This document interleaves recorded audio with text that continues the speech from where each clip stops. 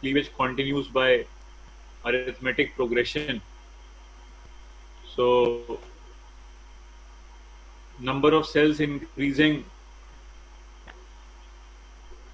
is by arithmetic means 1 2 first cleavage के बाद 2 sales और फिर जो सेकंड क्लीवेज है वो एक ब्लास्टोमेर में थोड़ा जल्दी हो जाता है तो एक 3 सेल ट्रांजिशन स्टेज आती है फिर उसके बाद 4 सेल्स बन जाएंगे और अल्टीमेटली 8 सेल स्टेज बनेगी उसको बोलेंगे हम मोरुला 8 और 16 cell stage is called morula. Morula is a solid ball of cells. It do not have any space in between. Morula के पास कोई भी space नहीं होती है और morula का जो size है that is equal to the size of zygote. Zygote के size के बराबर होता है morula का size क्योंकि there is no increase in cytoplasmic content. Cytoplasmic content में कोई इंक्रीज नहीं होता है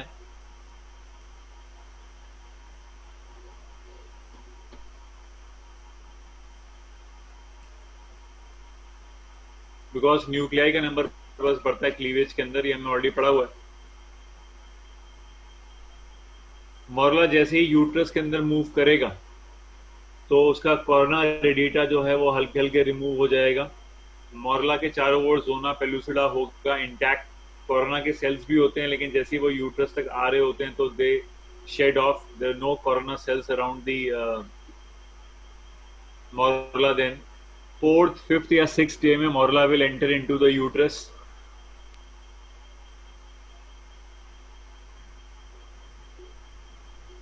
And there then the corona cells are removing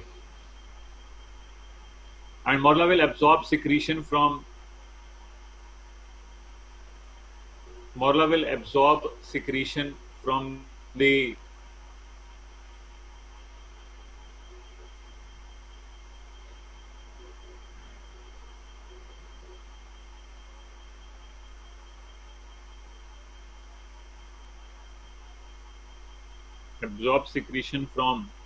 the uterine fluid. Uterine fluid में एब्जॉर्ब करता है सिक्रीशन और सिक्रीशन एब्जॉर्ब करने के बाद मोरला के सेल्स कुछ सिक्रीट भी करते हैं, मतलब एब्जॉर्ब भी कर रहे हैं और सिक्रीट भी कर रहे हैं. यूट्राइन मिल्क को एब्जॉर्ब करने के बाद सिक्रीशन भी करते हैं मोरला के सेल्स जिससे मोरला के अंदर एक स्पेस डेवलप कर जाती है, कैविटी बन जाती है. And this cavity is called blastocele.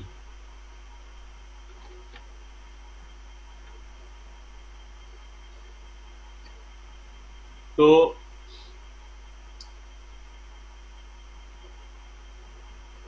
Blastocoel बन जाती है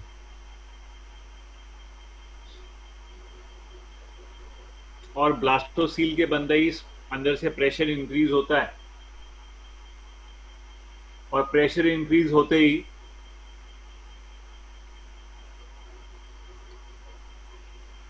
जो जोना पेलुसिडा होती है वो ब्रेक कर जाती है.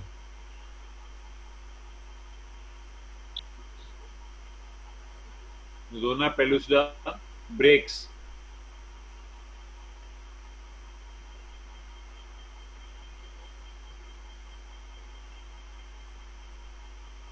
ब्लास्टोसिस्ट के बनते मोरला is absorbing the uterine milk. The cells of morula are also increasing, also secreting, and by that secretion a space develops in the morula and now the morula converts into blastocyst.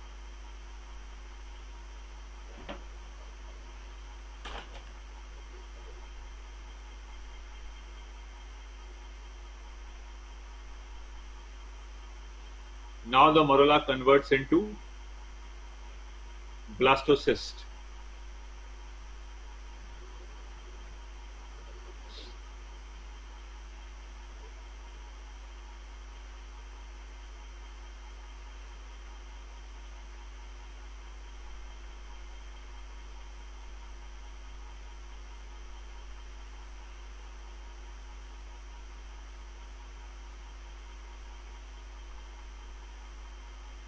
और इससे क्या होगा, blastocyst में implantation करना है। Blastocyst का size zygote से morula से बड़ा होगा। मोरुला का साइज जाइगोट के साइज के बराबर ही होगा, इक्वली होगा, हम डिस्कस कर चुके। ब्लास्टोसिस्ट के बनते ही अंदर प्रेशर बनता है, अंदर कैविटी बनती है, एक ब्लास्टोसील, प्रेशर क्रिएट होता है। और इस प्रेशर से क्या होता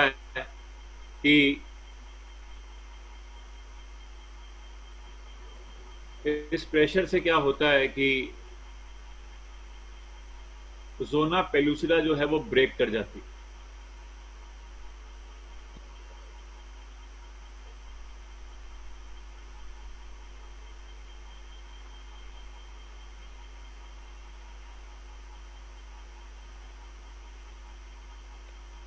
और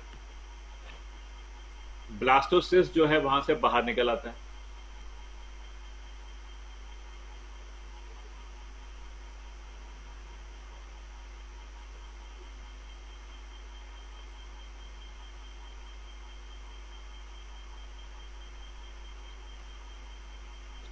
ठीक है,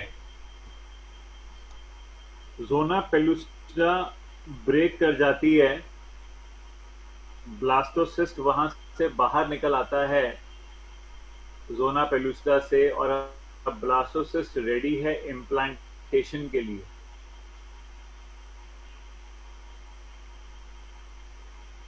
now it is ready for implantation.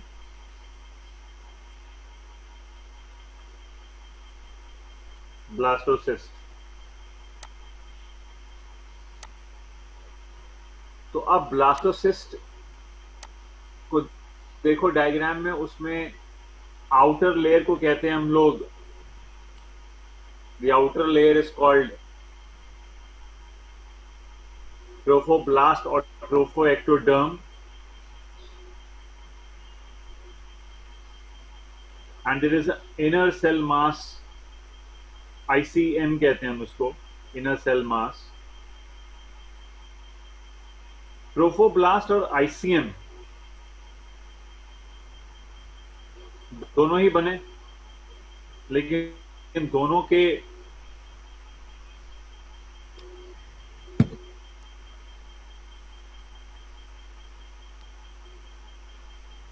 के नेचर में डिफरेंस है।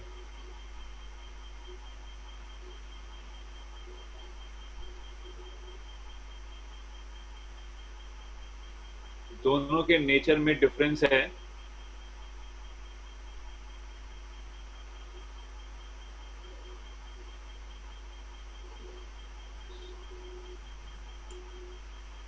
अल्टीमेटली ट्रोफोब्लास्ट जो है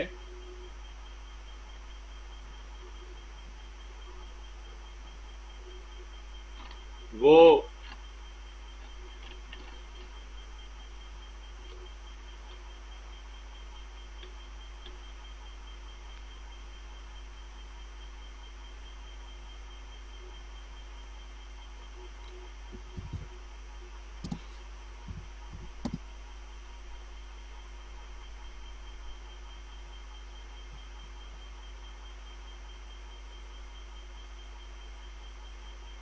स्टिकी है, स्टिकी नेचर का है, and it will implant, it will help in implantation.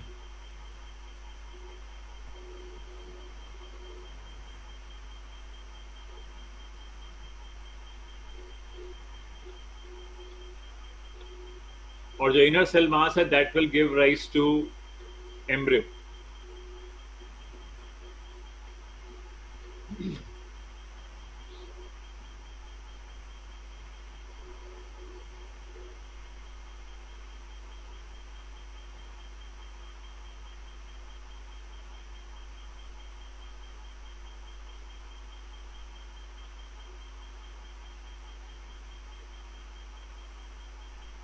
जो बच्चे बाद में अपनी अटेंडेंस दे दें मुझे।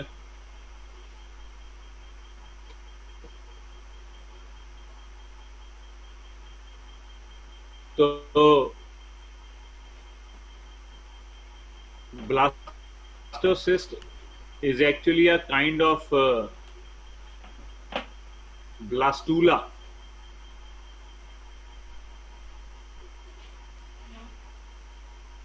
which contains a kind of differentiation, and that differentiation is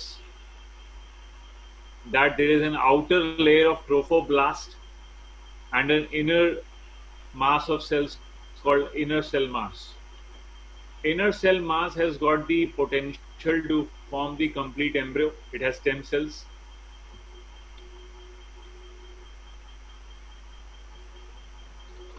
है ना? And trophoblast will help in implantation. That's it. अब वो देखेंगे आगे क्या होता है.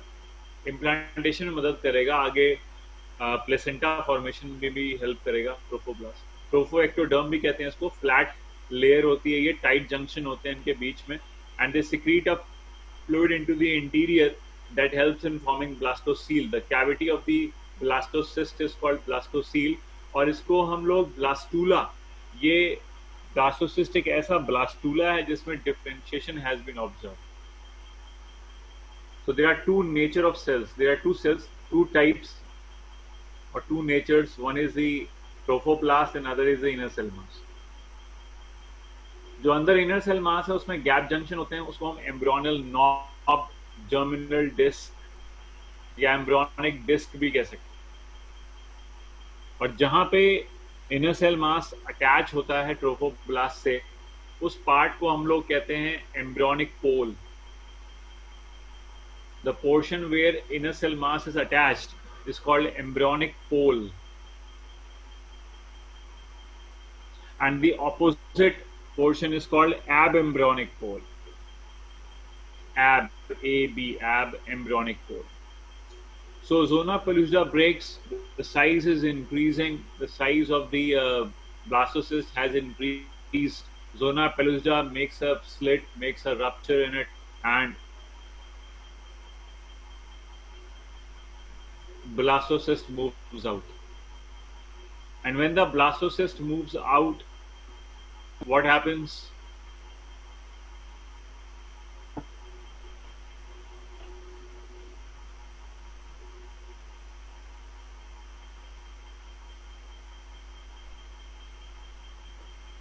It comes out in the form of an 8. 8 की फॉर्म में बाहर निकलता है. जैसे जोना पेल्विटा के अंदर एक स्लिट बना, उसमें से ब्लास्टोसिस्ट बाहर आ रहा था तो 8 की फॉर्म में आया. मतलब ऐसे घूम रहा था तो 8 ले लिया उसने. से 8 बनाते हैं ना, 8 लिखते हैं वैसे. तो 8 की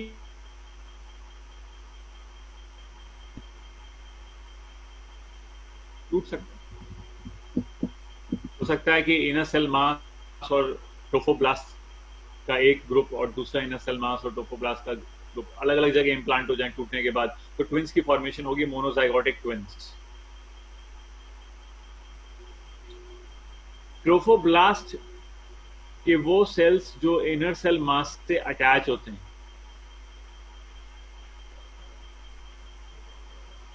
ट्रोफोब्लास्ट के वो सेल्स जो इनर सेल मास से अटैच होते हैं, उनको बोलते हैं cells of Rauber. RAUBER. Trophoblast cells in contact with inner cell mass.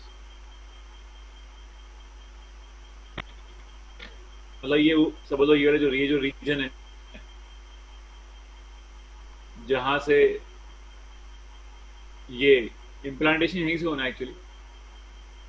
तो ये जो पोर्शन है, दैट इज इनर सेल मास.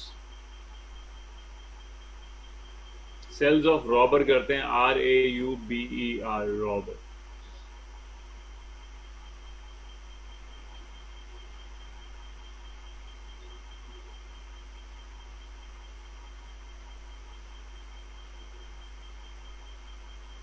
तुषार अग्रवाल कुछ कहना चाहते हैं? चैट में लिखिए.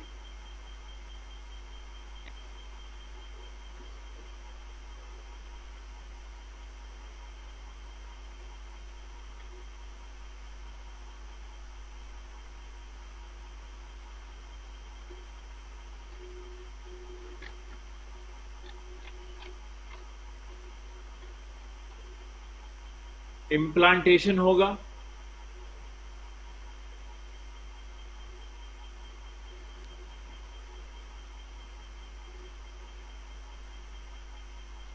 इनर सेल मास की साइड से होगा implantation.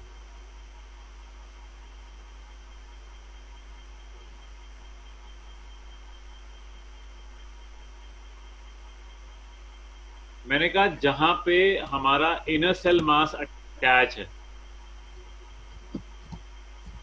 Where inner cell mass is attach,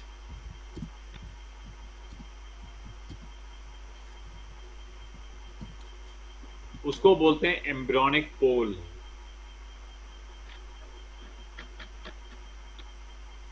यानी कि अगर मैं कहूं कि मेरे डायग्राम में ऊपर की तरफ यहां पे इनर सेल मास अटैच है, तो दिस बिकम्स एम्ब्रियोनिक पोल। और ठीक इसके अपोजिट आ जाओगे, जहां नीचे ब्लास्टोसील लिखा हुआ है, ये अपोजिट पोल हो गया, तो दिस बिकम्स एब एम्ब्रियोनिक पोल। तो दो पोल हैं एम्ब्रियो के, ब्लास्टोसिस्ट के।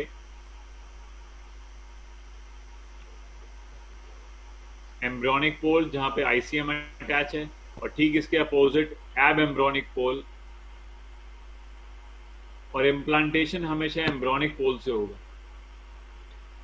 और इसको ब्लास्टोसिस्ट क्यों कहते हैं? बिकॉज यहाँ पे डिफरेंट नेचर के सेल्स मिलते हैं। डिफरेंट नेचर का मतलब सरफेस लेयर, ट्रोफोएक्टोडर्म और इनर सेल मास, दो डिफरेंट डिफरेंशिएटेड सेल्स हैं। मतलब डिफरेंशिएटेड का मतलब ये है कि trophoblast is actually not involve in, मतलब वो एम्ब्रियो नहीं बनाती। Inner cell mass forms embryo, not the trophoblast, इसलिए नेचर अलग अलग होगा। इसलिए मैमल्स के ब्लास्टुला को ब्लास्टोसिस्ट कहा जाता है।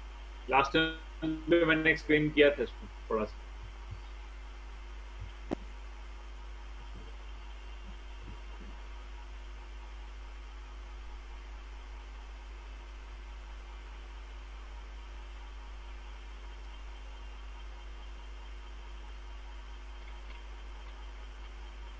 Implantation,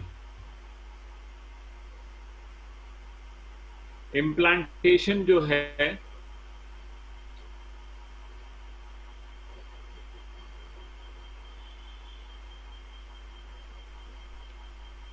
embedding of the blastocyst endometrium of uterus, embedding of the blastocyst into the endometrium, endometrium के अंदर ब्लास्टोसिस्ट को इंसर्ट कर दीजिए।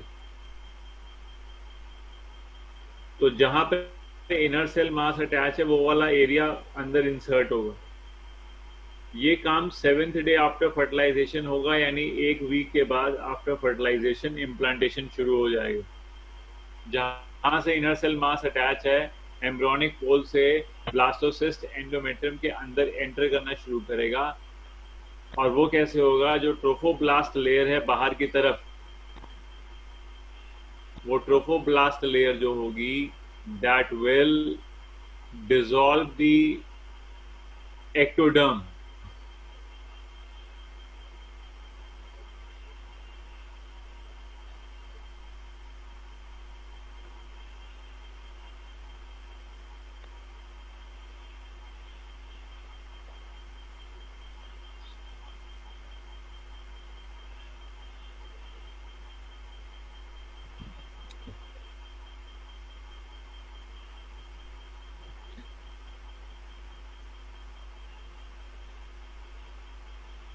तो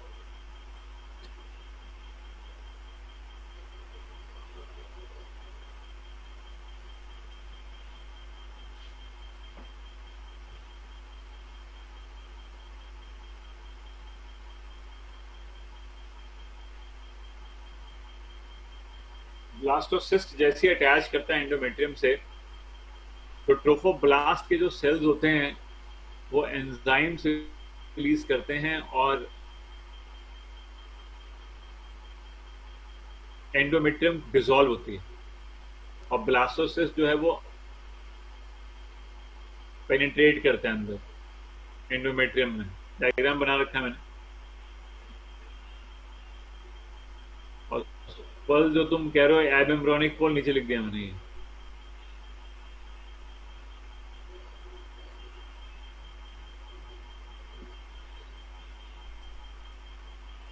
अब जैसे कि ये ब्लास्टोसिस्ट है और लेफ्ट में लिख दिया कि ये एंडोमेट्रियम है, और एंडोमेट्रियम के अंदर ब्लास्टोसिस्ट ने इंसर्ट करना शुरू किया।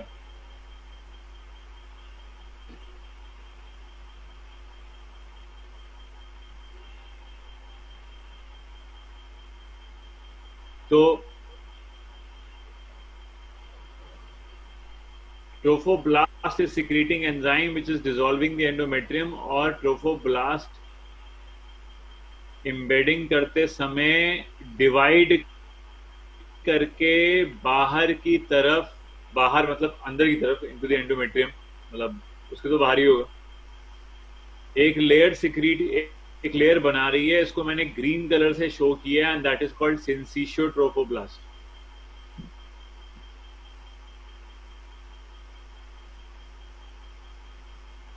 सिंसिशियोट्रोफोब्लास्ट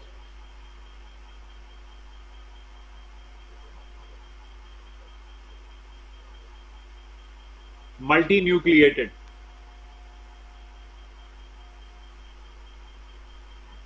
और अंदर की जो मेन लेयर है वो है साइटोट्रोफोब्लास्ट, यानी कि इम्प्लांटेशन करते समय द ट्रोफोब्लास्ट डिवाइड्स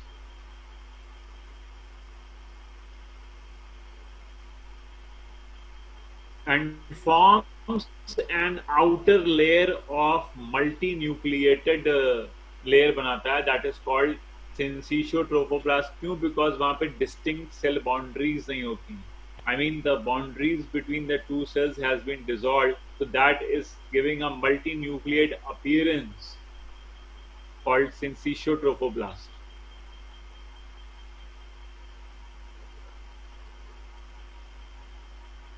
तो ड्यूरिंग इम्प्लांटेशन व्हाट हैपन्स कि जो ट्रोफोब्लास्ट है वो बाहर की तरफ प्रोड्यूस कर रहा है सिंसिशियोट्रोफोब्लास्ट, और अंदर की तरफ जो मेन लेयर है दैट इज कॉल्ड साइटोट्रोफोब्लास्ट।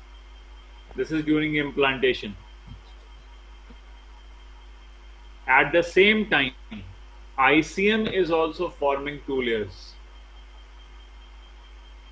जो रेड कलर से शो करी है वो है एपीब्लास्ट, और जो ब्लैक कलर से शो किया वो है हाइपोब्लास्ट।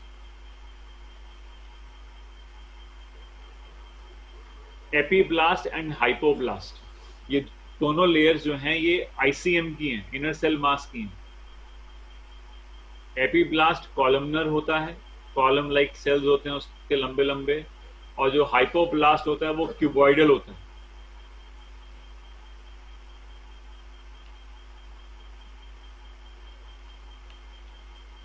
तो कुछ बुक्स इसको लिख देती हैं बाइलैमिनर डिस्क, क्योंकि दो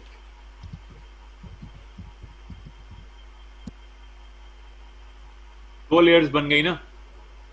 किसकी दो लेयर्स की बात कर रहा हूं मैं? इनर सेल मास की बात कर रहा हूं। इनर सेल मास जो है उसमें दो लेयर्स बनी है, एक एपीब्लास्ट और एक hypoblast.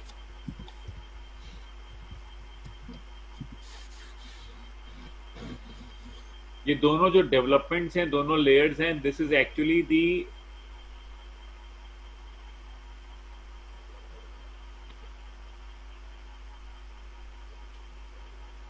From inner cell mass. Trophoblast में जो डेवलपमेंट चल रही है उसको नहीं बोला गया। ट्रोफोब्लास्ट तो जिस साइड पे इम्प्लांट कर रहा है उस साइड पे वो सेल्स को डिवाइड करके बाहर एक लेयर बना रहा है, and that is called syncytiotrophoblast. और अंदर की तरफ जो मेन लेयर बन रही है that is called cytotrophoblast.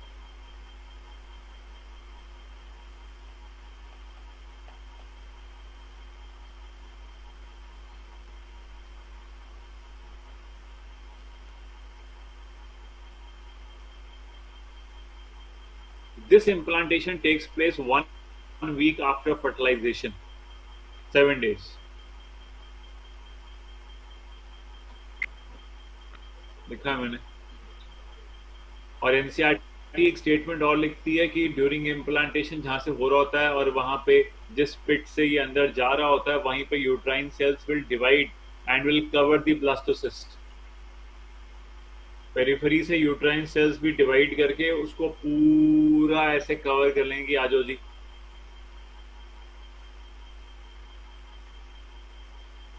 So development of the embryo is taking place inside the wall of uterus. Wall कौन सी? एंडोमेट्रियम। एंडोमेट्रियम में हो रहा है।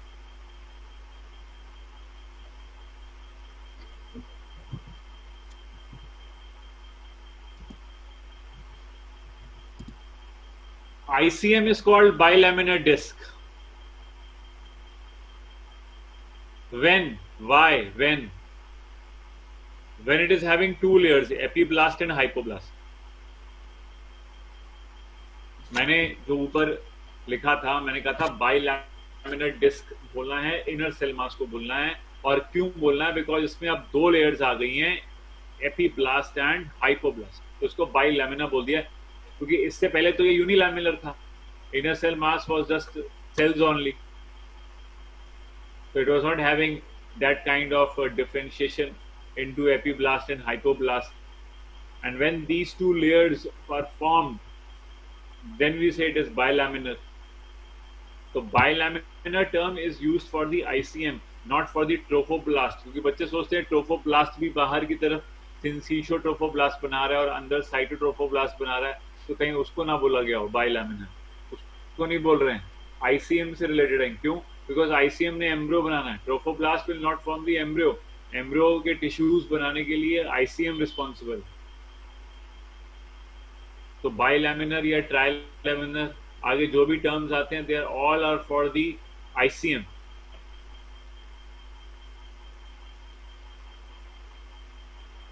तो embryonic pole, we have to remember, embryonic pole is that pole जहां से ICM attach है और उसी तरफ से इम्प्लांटेशन हो।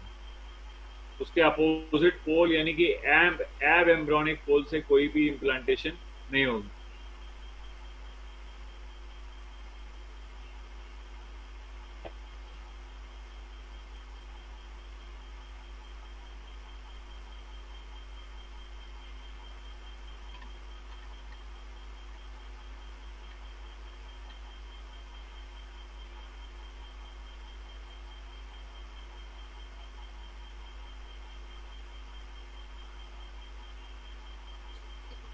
Functions of zona pellucida.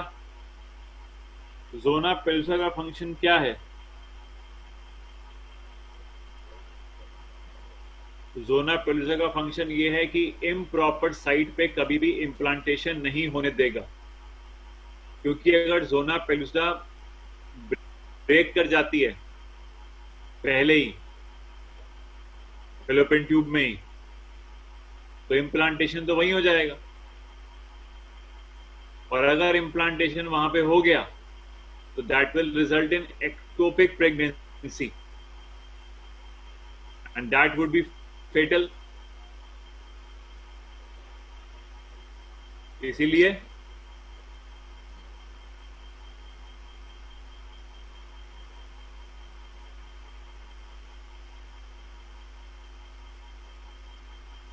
the significance of zona pellucida is to prevent the implantation at improper site, or you can say the prevent the exposure of trophoblast to a site other than uterus पे, to a site appropriate site पे ही trophoblast का exposure होना चाहिए, because trophoblast के cells sticky हैं, cells of Rauber are sticky. तो implantation कहीं पहले ना कर दें, इसलिए उनको कवर करके रखो, वहीं पे इम्प्लांटेशन हो जहां पे जरूरी है, तो वहीं पे जोना पेलुसिडा हटेगी, यानी यूट्रस में आने के बाद हटेगी zona pellucida, because uterus is a site of implantation.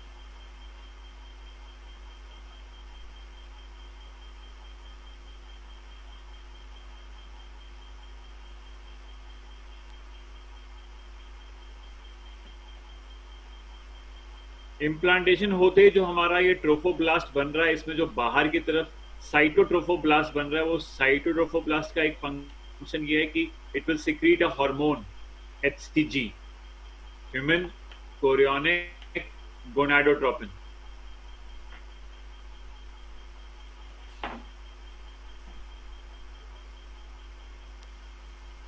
Human chorionic gonadotropin.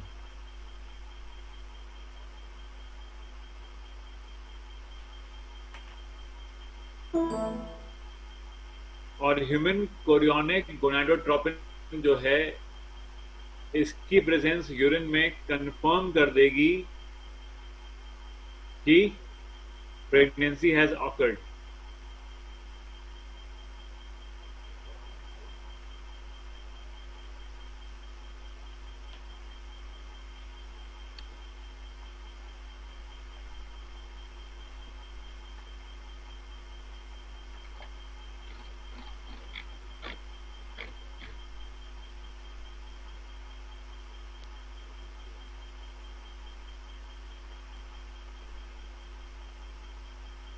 ठीक है,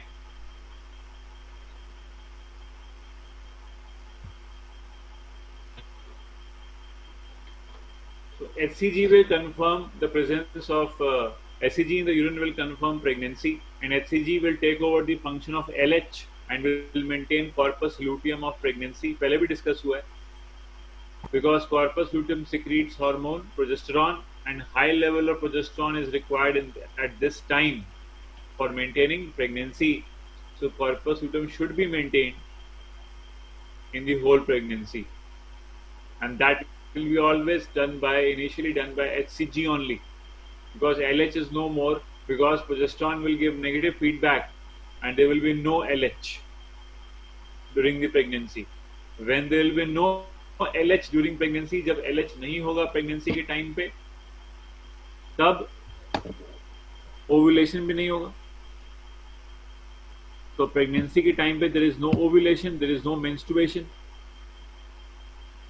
क्योंकि गोनाडोट्रोपिन्स तो रिलीज ही नहीं हो रहे, बिकॉज उनको इनहिबिट कर दिया प्रोजेस्टेरॉन ने, नेगेटिव फीडबैक जो हम पढ़ चुके हैं पहले ही।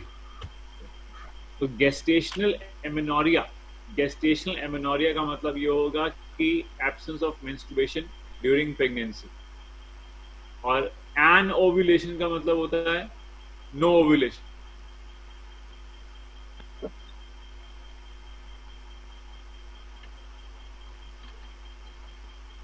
प्रोजेस्टेरॉन का एक काम और है, प्रोजेस्टेरॉन के बारे में हमने डिस्कस किया था कि वो सर्वाइकल म्यूकस को थिक और ड्राई करता है, स्पिन बार्की टेस्ट में पढ़ाया था। तो थिक और ड्राई करने से क्या फायदा है, प्रोजेस्टेरॉन इतना हाई क्वांटिटी में अब आ गया है ड्यूरिंग द प्रेगनेंसी, तो सर्वाइकल म्यूकस तो बहुत हार्ड और टफ हो जाएगी, थिक हो जाएगी। तो एक सर्वाइकल म्यूकस का प्लग बन जाएगा सर्विक्स में। Cervix will show the formation of a cervical mucus plug, and this is by the activity of progesterone only, because that makes the mucus thick and dry, and this will block the cervix को block कर देगा, ताकि कोई भी infection ना हो पाए, bacteria, virus etc. will not be able to travel through the cervix. तो एक प्लग वहां पे होना चाहिए, एक रुकावट वहां पे होनी चाहिए, and that will be only done by progesterone. Presence of HCG in urine जो है, that is called gravidex test. Gravidex test is a test for pregnancy. Implantation होने के बाद जो एंडोमेट्रियम होता है, दैट बिकम्स मॉडिफाइड।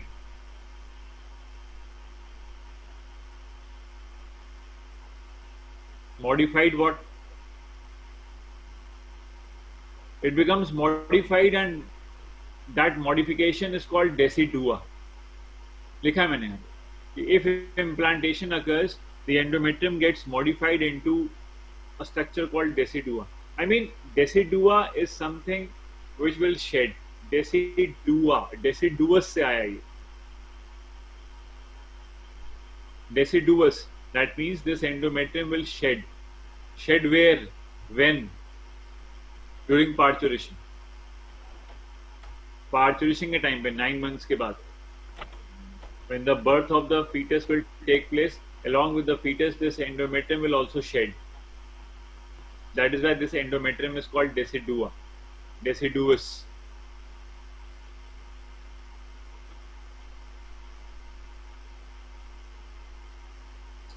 इस ये डेसिडुआ में कुछ टर्म्स आते हैं, डेसिडुआ बेसालिस, डेसिडुआ पेराटालिस, डेसिडुआ कैप्सुलारिस, ये हम बाद में डिस्कस करेंगे। लेकिन राइट नो सिर्फ इतना है कि इम्प्लांटेशन के बाद जो डेसिडुआ बनता है वो डेसिडुआ शेड कर जाएगा ड्यूरिंग पार्चुरेशन।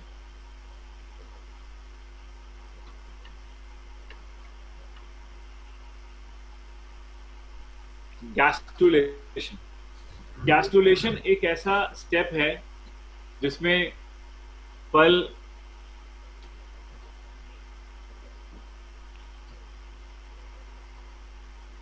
गैस नहीं बन रही है।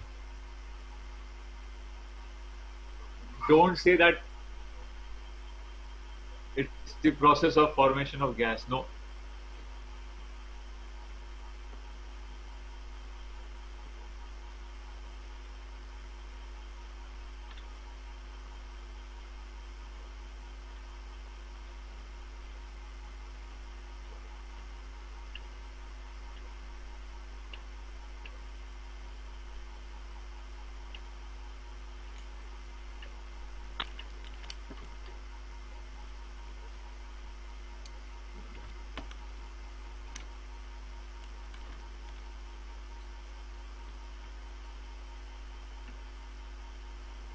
Gastrulation is a process by which the three primary germinal layers will be formed.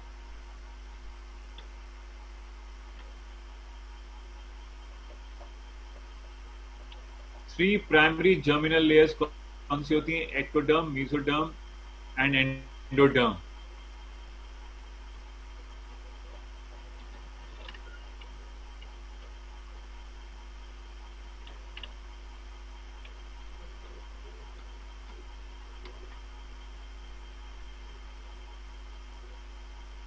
दो बच्चे बाद में हैं, मोहित कुमार एंड राजश्री। अपने अटेंडेंस, अपनी PSID मुझे चैट में लिखें और अपने नाम के आगे भी PSID लिख के आगे से लॉगिन करें। Mohit Kumar and Rajshree.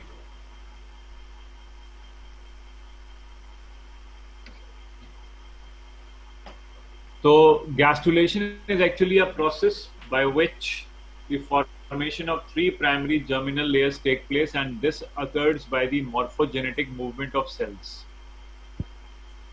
Because this is all about morphogenesis. Morphogenesis, हम morphology बना रहे हैं।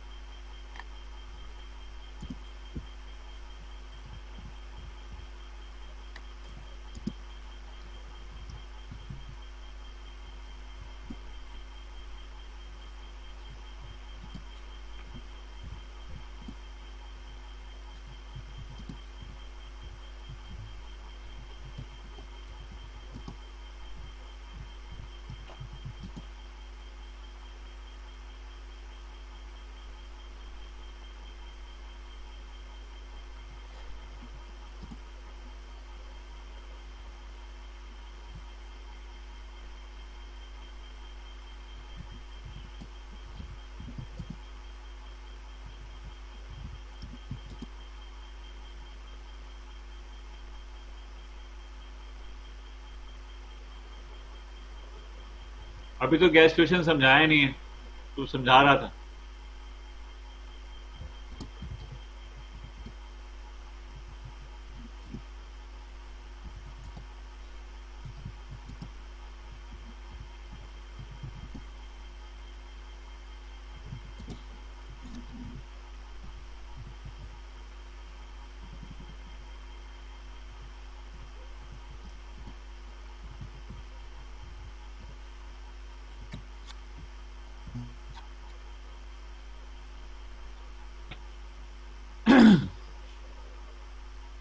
सो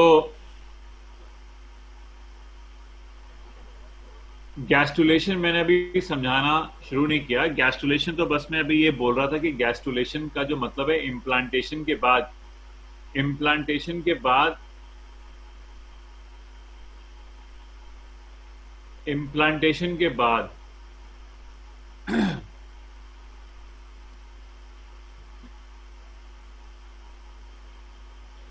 इम्प्लांटेशन के बाद जो आईसीएम होता है,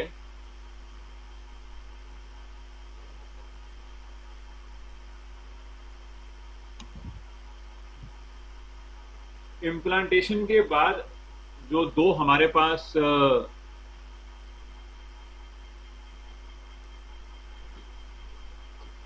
लेयर्स बनी, एपीब्लास्ट एंड हाइपोब्लास्ट,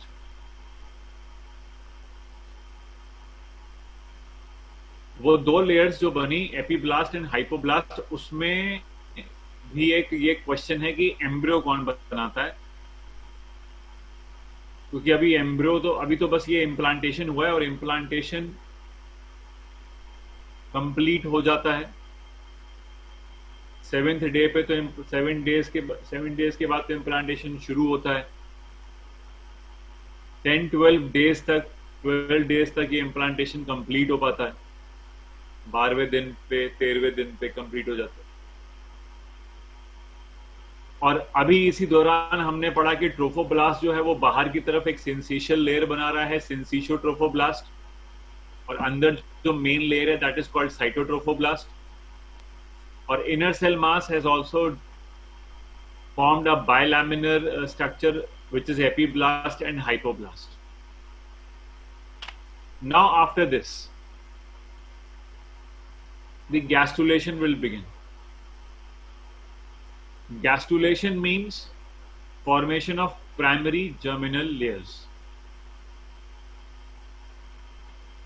5 वर्ड याद करने हैं बस, 5 words you have to learn for gastrulation. Formation of primary germinal layers.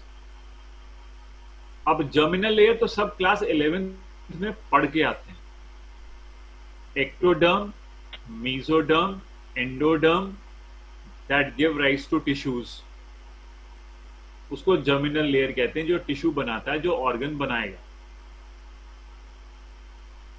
लेकिन ऑर्गन या टिश्यू बनाने से पहले जर्म लेयर बननी चाहिए, तो जर्म लेयर की फॉर्मेशन को गैस्ट्रुलेशन कहते हैं, बस फुल स्टॉप, इसको गैस्ट्रुलेशन कहते हैं।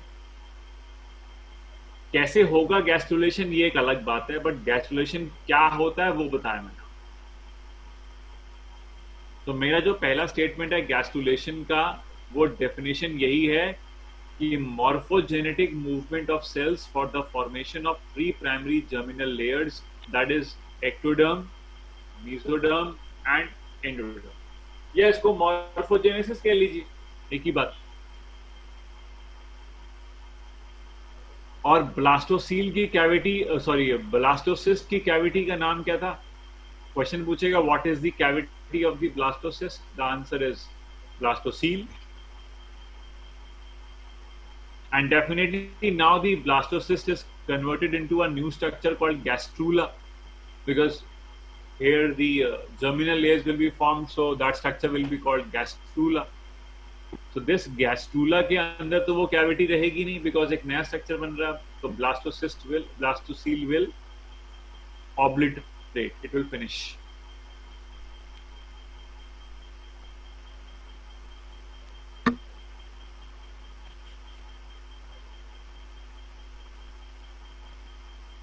And what is the cavity of the gastrula? तो लिख दिया मैंने सामने यहाँ लेफ्ट में, cavity of gastrula is called archentron, primitive gut. तो याद होगा जब एक बार 11th में पढ़ाया था तो आई टोल्ड यू कि वो जाइगोट से मोरुला बनता है, फिर ब्लास्टोसिस्ट, तो उसमें एक इमेजिनेशन कर दें तो एक्टोडर्म और अंदर एंडोडर्म बन जाती है। शाइजोसीलोमेट, एंटेरोसीलोमेट जब पढ़ा रहा था तो उस डायग्राम में मैंने बताया था, आप लोगों याद होना चाहिए, बिकॉज रिसेंट ही है, एनिमल किंगडम तो रिसेंटली पढ़ा है, दिसंबर जनवरी में। यस, करेक्ट पल, वेरी गुड, शाबाश, आई कैन सी दैट। पल जो है पहले से सारे मिसाइल्स, फाइटर प्लेन्स, सबमरीन्स तैयार रखता है कि चलो प्रूफ देना हो तो दे दिया जाए। ओके,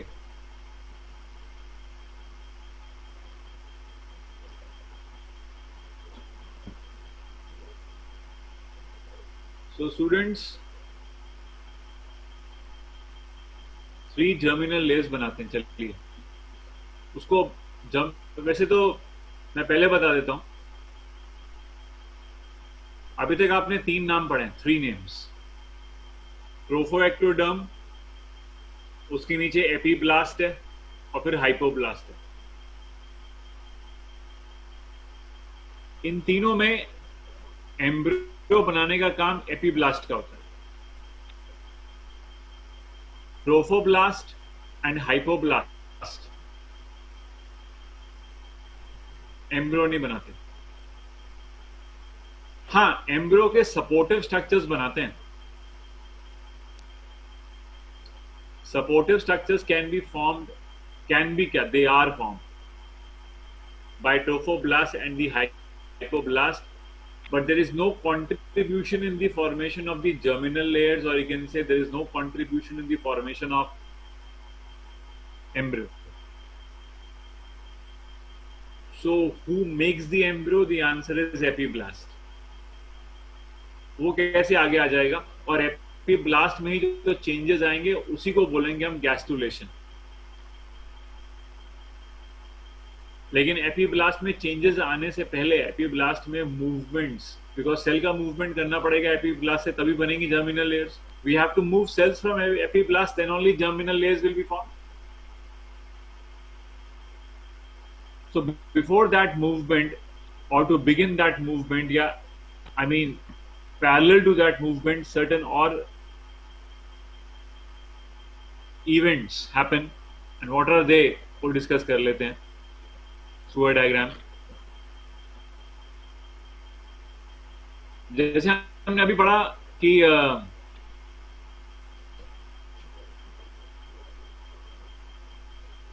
जो मैंने डायग्राम में ब्लैक कलर का लेयर बना रखा है बाहर की तरफ, दैट इज ट्रोफोब्लास्ट।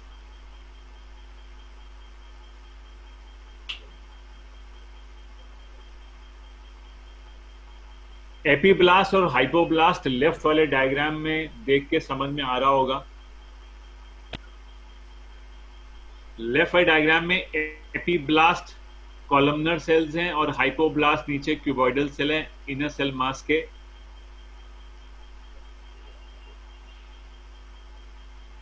एपीब्लास्ट और हाइपोब्लास्ट को हम लोग एम्ब्रियोनिक डिस्क या बाइलैमिनर डिस्क बोल सकते हैं। एपीब्लास्ट एक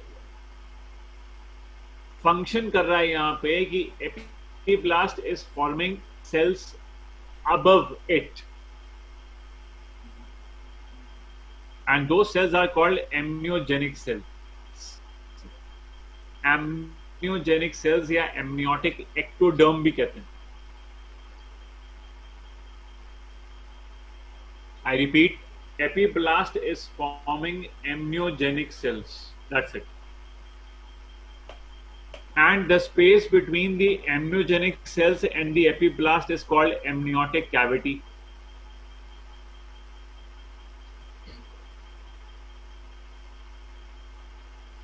And this amniotic cavity will contain amniotic fluid.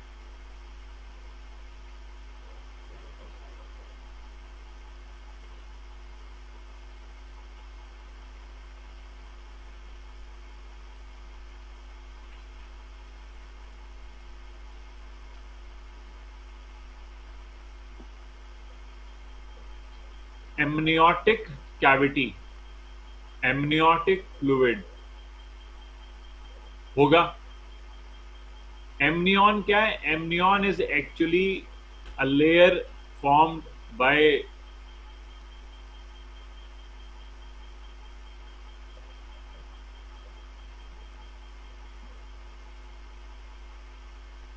epiblast. Amniogenic will be formed from epiblast और ये सेल्स ऊपर की तरफ मूव करेंगे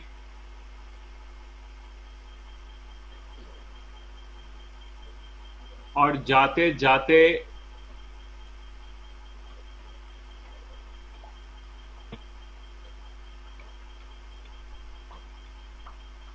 they will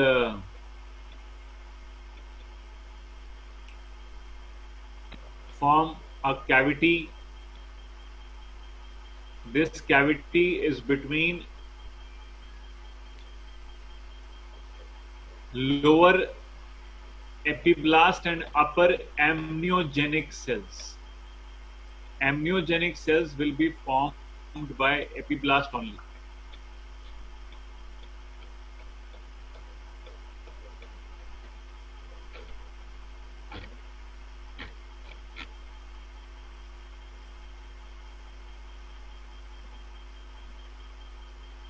और नीचे वाली कैविटी तो वही ब्लास्टोसील है. आई होप वो तो क्लियर हो रहा होगा. और ये चीज पूरी एम्बेडेड है इनसाइड द एंडोमेट्रियम. ये इम्प्लांटेशन, ये पूरा इम्प्लांटेशन हो गया है. Implantation has taken place. Implantation सब जानते हैं. इम्प्लांटेशन इज दिस कि ये सारा का सारा जो स्ट्रक्चर है blastocyst is completely inside the endometrium. अभी हम इसके चारों ओर चाहें तो वो सिंसिशियो ट्रोफोब्लास्ट की लेयर बना सकते हैं. हमने ड्रॉ नहीं करी for the convenience but we can draw.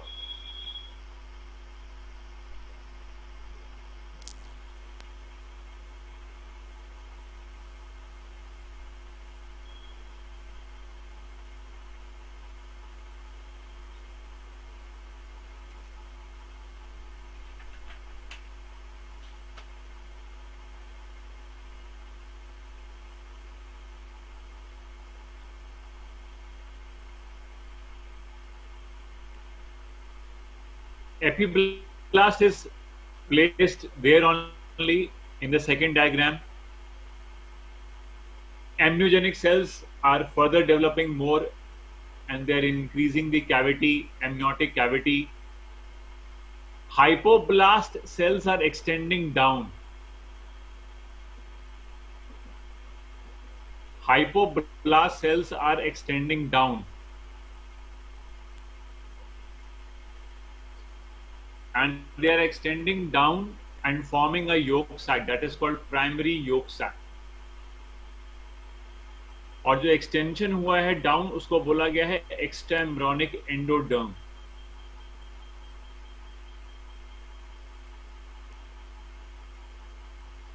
Syncytio trophoblast जो बाहर की तरफ है उसका फंक्शन मैंने अभी बताया था. It will secrete a hormone HCG, human chorionic gonadotropin. Trophoblast बाहर की तरफ की लेयर है. एपीब्लास्ट सेल्स आ गए. एपीब्लास्ट सेल्स के ऊपर एम्नियोजेनिक सेल्स. एपीब्लास्ट के नीचे हाइपोब्लास्ट. हाइपोब्लास्ट का एक्सटेंशन नीचे जाएगा और हाइपोब्लास्ट के एक्सटेंशन को हम क्या कहते हैं? Extra embryonic endoderm.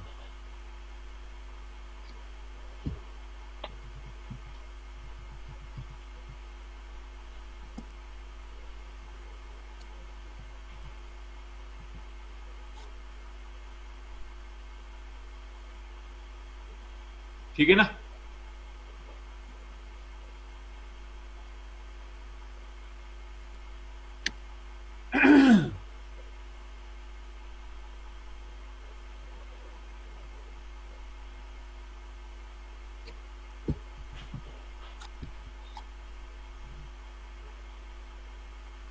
तो हाइपोब्लास्ट का जो नीचे एक्सटेंशन है उसको क्या बोला गया है? Extra embryonic endoderm. हाइपोब्लास्ट का जो एक्सटेंशन है that is called extra embryonic endoderm. और जब ये पूरा लाइन कर देता है नीचे तो नीचे एक सैक बन रहा है that is called primary yolk sac. समझ रहे हो पहल? तो प्राइमरी योक सैक, अच्छा योक से यहां ये मत समझिएगा कि यहां पे योक है, योक इज नॉट देयर।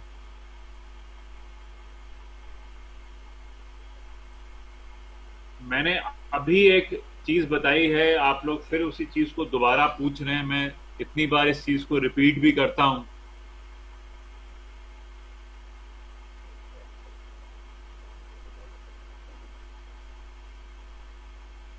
एपीब्लास्ट जो होता है वो ऊपर की तरफ सेल्स बना रहा है, उसे बोलते हैं एम्नियोजेनिक सेल्स। एम्नियोजेनिक सेल्स के अंदर यहाँ पे कैविटी, एमनियोटिक कैविटी जिसमें एमनियोटिक फ्लूइड होगा। एपीब्लास्ट ने ही एम्ब्रियो बनाना है। Embryo will be formed by epiblast only. लेकिन अभी एम्ब्रियो हमने बनाना शुरू नहीं किया, अभी हमने एपीब्लास्ट के किसी भी सेल के मूवमेंट को हमने शुरू नहीं किया। हमने सिर्फ एपीब्लास्ट से एक लेयर ऊपर की तरफ ड्रॉ करा दी है, and that is called amniogenic cells. अभी फर्दर एपीब्लास्ट के मूवमेंट को हम शो नहीं कर रहे हैं, हाइपोब्लास्ट के मूवमेंट को हम शो कर रहे हैं कि हाइपोब्लास्ट जो है वो नीचे की तरफ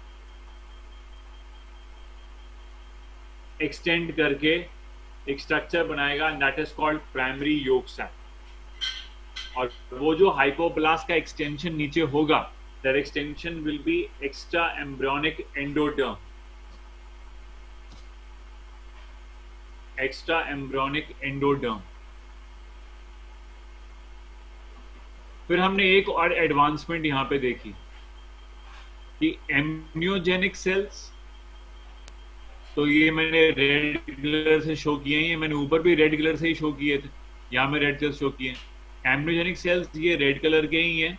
इसके नीचे ये एपीब्लास्ट जो कि कॉलमनर सेल्स की एक लेयर है।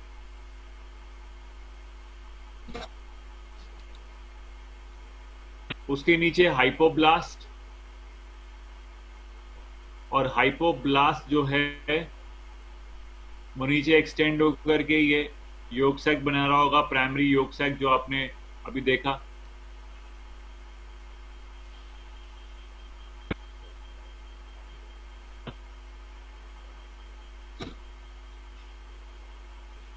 तो ये सब चीजें हम ऑलरेडी अभी ऊपर हमने बनाया था, लेकिन हमने एक चीज इसमें एडिशनल कर दी है कि epiblast, hypoblast, extra embryonic endoderm, amniogenic cells के अलावा कुछ सेल्स और बीच में भर गए हैं। इन सेल्स को बोल रहे हैं हम लोग एक्स्ट्रा एम्ब्रियोनिक मेसोडर्म। तो डायग्राम ऊपर वाला ही था, embryogenic cells, epiblast, hypoblast, extra embryonic endoderm, diagram यही था। पर इस डायग्राम में एक चीज ऐड कर दी है, क्या कि इसके आसपास ये ग्रीन कलर के सेल्स भी और बीच में भर दिए हैं। इन सेल्स को कहते हैं extra embryonic endoderm, mesoderm, extra embryonic mesoderm. और ये सेल्स कैसे अरेंज होते हैं, इस तरीके से।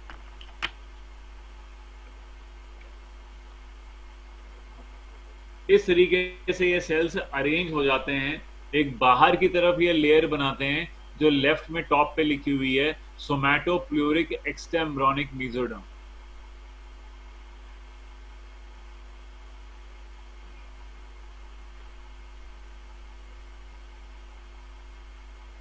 सोमैटोप्लूरिक एक्स्ट्रा एम्ब्रियोनिक मेसोडर्म जो बाहर की तरफ लेयर है, पेरिफेरी पे जो भी लेयर है मेसोडर्म की, I mean extra embryonic mesoderm इसको बोला गया है। एक्स्ट्रा एम्ब्रियोनिक वर्ड का मतलब ये है कि it is extra to the embryo, that means it is not a part of the embryo. Embryo के एक्स्ट्रा है, दैट मीन्स एम्ब्रियो का पार्ट नहीं है।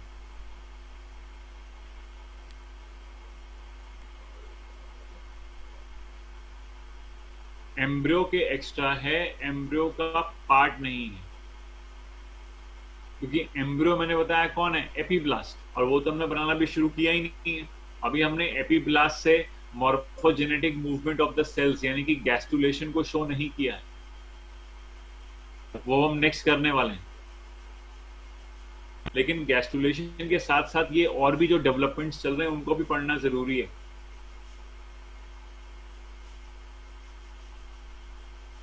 तो एक जो बाहर पेरिफेरी की तरफ जो लेयर बन गई है उसको बोलेंगे सोमैटोप्लूरिक एक्स्ट्रा एम्ब्रियोनिक मीजोडर्म, और जो अंदर की तरफ ग्रीन कलर के सेल्स हैं उसको राइट हैंड साइड में बॉटम पे लिखा हुआ है स्प्लैंक्नोप्लूरिक एक्स्ट्रा एम्ब्रियोनिक मीजोडर्म। तो सोमैटोप्लूरिक एंड स्प्लैंक्नोप्लूरिक ये दो लेयर्स हैं extra embryonic mesoderm. Extra embryonic इसलिए because they are not a part of the embryo, they will not form the embryo, they will just support the embryo, they are life supporting structures of the embryo.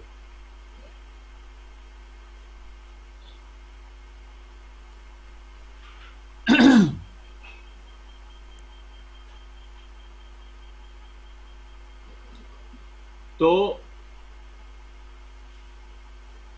Outer periphery पे जो layer है that is called somatopleuric extra embryonic mesoderm.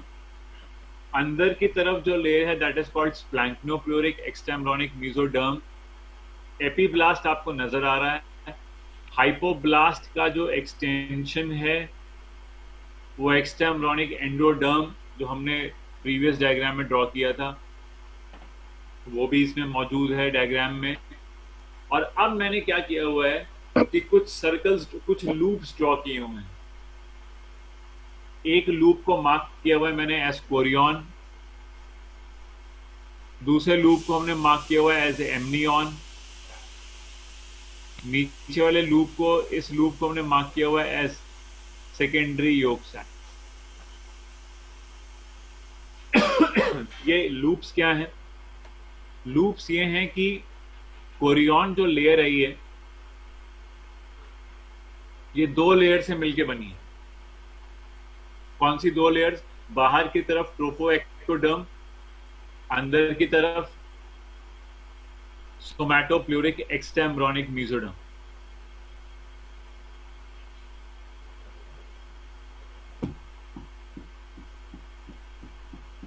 I repeat, अगर आपसे पूछेगा कि Korean में कौन सी दो लेयर्स हैं तो आप बोलोगे बाहर की तरफ ट्रोफोएक्टोडर्म, बिकॉज बाहर जो ब्लैक कलर की लेयर होगी वो ट्रोफोब्लास्ट है, और ट्रोफोब्लास्ट में दो लेयर्स होती हैं, साइटोट्रोफोब्लास्ट एंड सिंसिशोट्रोफोब्लास्ट।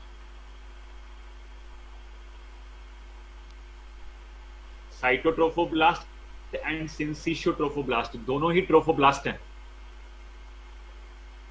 सिर्फ लोकेशन है कि बाहर की तरफ सिंसिशोट्रोफोब्लास्ट है, अंदर की तरफ साइटोट्रोफोब्लास्ट है। अभी इस डायग्राम में मैंने प्रीवियस डायग्राम में ऊपर बताया था ट्रोफोब्लास्ट दोनों ही हैं।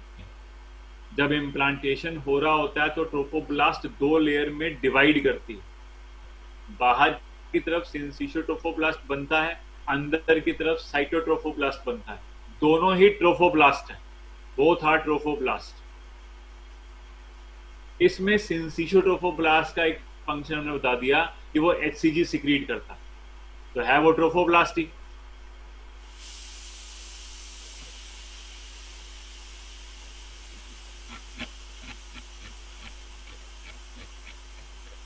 यहां पे हम ये पढ़ रहे हैं कि ट्रोफोब्लास्ट का एक काम हमने पहले पढ़ लिया सिंसिशोट्रोफोब्लास्ट का कि वो एचसीजी सिक्रीट करती है। यहां पे ट्रोफोब्लास्ट का एक काम और पढ़ रहे हैं कि trophoblast along with somatopleuric extra embryonic mesoderm forms chorion, a layer. ऐसे ही एमनियन बन जाएगी। एमनियन में लूप में देखोगे अंदर की तरफ रेड कलर है, इसका मतलब एमनियोटिक एक्टोडर्म। एमनियोटिक एक्टोडर्म या एम्नियोजेनिक सेल्स अंदर की तरफ है, और बाहर की तरफ ये ग्रीन कलर की mesodermal layer, extra embryonic mesoderm.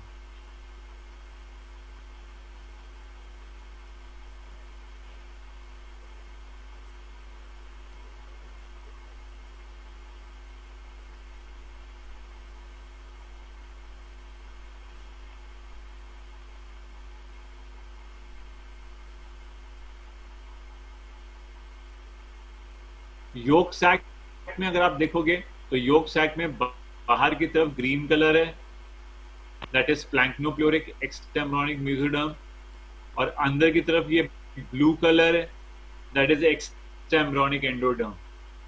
एक्सटेम्ब्रॉनिक endoderm हमने ऊपर पढ़ लिया कि दैट इज हाइपोब्लास्ट का जो एक्सटेंशन है वही एक्सटेम्ब्रॉनिक एंडोडर्म है, और उससे प्राइमरी योक सैक बन रहा था। प्राइमरी योक सैक में देख सकते हो कि एक ही लेयर है सेल्स की, only a single layer of cells. Primary yolk sac में एक ही लेयर है सेल्स की। एक लेयर कौन सी? जो एक्सटेम्ब्रॉनिक एंडोडर्म है, उसी लेयर की बात कर रहे हैं। एक्स्ट्रा एम्ब्रियोनिक एंडोडर्म जो एक ही लेयर है हाइपोब्लास्ट के एक्सटेंशन के बाद, उसको हम कह रहे हैं प्राइमरी योक सैक। और प्राइमरी योक सैक के साथ जब ये नीचे मेसोडर्म भी आ जाता है,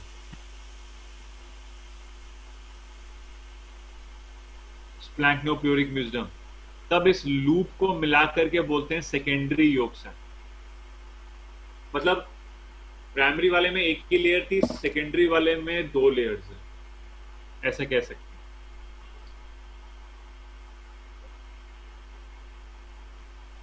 एक्स्ट्रा एम्ब्रियोनिक क्यों बोल रहे हैं? Because it is not a part of the embryo. और मेसोडर्म है, इसके बीच की स्पेस को बोला जा रहा है एक्स्ट्रा एम्ब्रियोनिक सीलोम। तो एक्स्ट्रा एम्ब्रियोनिक सीलोम मतलब जो स्पेस है, but that is not embryonic coelom. Embryonic coelom नहीं हो, एक्स्ट्रा एम्ब्रियोनिक है, बिकॉज एम्ब्रियो तो एपीब्लास्ट है, और एपीब्लास्ट में अभी हम मूवमेंट शो करेंगे। अगर हम अब एम्ब्रियो की फॉर्मेशन को पढ़ना चाहते हैं तो हम ये देख सकते हैं कि जो ये एपीब्लास्ट है, अगर हम यहां से एक सेक्शन कट करें एपीब्लास्ट का, और उस सेक्शन को हम मैग्नीफाई करें, मैं फिर से बोलता हूं, हम यहां से एपीब्लास्ट का एक सेक्शन कट कर लें, एपीब्लास्ट का एक पोर्शन कट कर लें, और उस पोर्शन को हम मैग्नीफाई करके या बाहर निकाल मतलब मैग्नीफाई करके देखें, तो हमें अब दिखेगा कि एपीब्लास्ट के अंदर कुछ चेंजेस हो रहे हैं, और अब वो प्राइमरी जर्मिनल लेयर्स यानी कि गैस्टुलेशन कर रही है। तो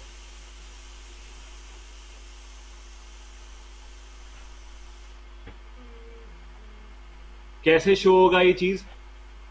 जो एपीब्लास्ट है, उस एपीब्लास्ट के अंदर एक ग्रूव बनता है, उस ग्रूव को कहते हैं primitive streak. Primitive streak is a groove, एक बीच में ग्रूव बनता है, इस ग्रूव को हम कहते हैं प्रिमिटिव स्ट्रीक, और इस प्रिमिटिव स्ट्रीक से सेल्स बाहर की तरफ मूव करते हैं।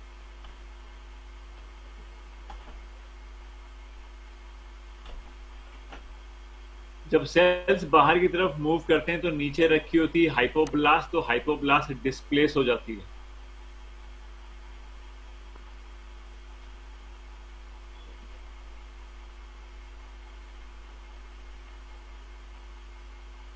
And displaced hypoblast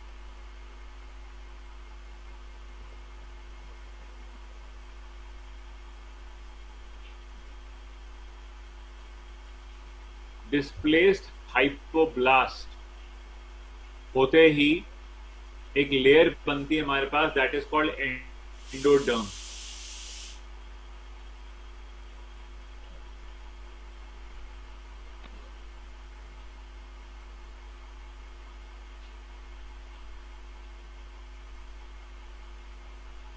primitive streak is a groove. अगर ये एपीब्लास्ट है तो इस एपीब्लास्ट के अंदर ग्रूव बन रहा है, एपीब्लास्ट के अंदर एक ऐसे ग्रूव बनेगा, सेल्स ऐसे ग्रूव बन जाएगा, और सेल्स इसमें से अंदर की तरफ मूव करेंगे।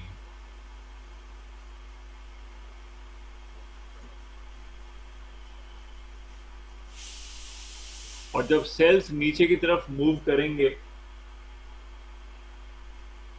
तो डेफिनेटली नीचे तो हाइपोब्लास्ट रखी हुई है, तो हाइपोब्लास्ट तो नीचे थोड़ा डिस्प्लेस हो ही जाएगी, वो तो बट ऑब्वियस सी बात है, because cells are moving inward from the epiblast groove primitive streak से सेल्स अंदर मूव कर रहे हैं, तो नीचे हाइपोब्लास्ट को वो थोड़ा सा डिस्प्लेस तो करेंगे ही, बिकॉज सेल्स वहां पे भरेंगे, इनवर्ड मूव कर रहे हैं वो, तो हाइपोब्लास्ट के डिस्प्लेस होते ही वहां पे जो लेयर बनेगी, पहली layer, that is called endoderm, and this is embryonic endoderm, embryonic endoderm है बिकॉज एपीब्लास्ट से बन रही है।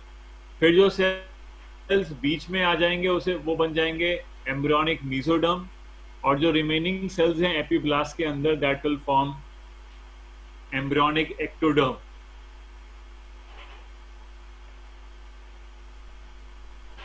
तीनों मिलके बना रहे हैं एम्ब्रियो, बिकॉज ये अब embryonic ectoderm, mesoderm and endoderm, तो जितनी भी जर्मिनल लेयर्स हैं, all three germinal layers, that is ectoderm, mesoderm and endoderm, are derived from epiblast only.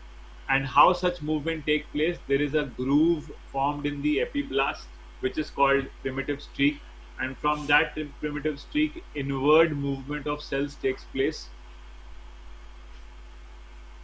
and that movement will displace hypoblast and it will form the first germinal layer,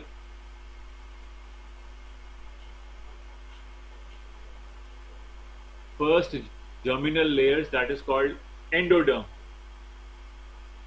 primitive streak में जो movement हुआ sales का, जो नीचे की तरफ movement हुआ,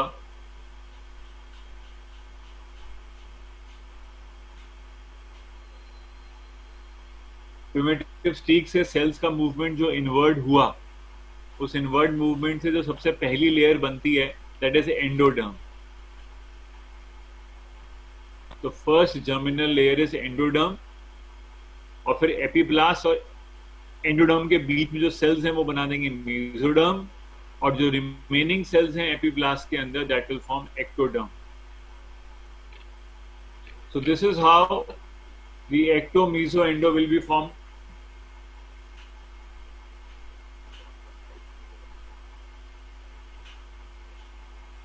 And now these ectoderm, mesoderm and endoderm will ultimately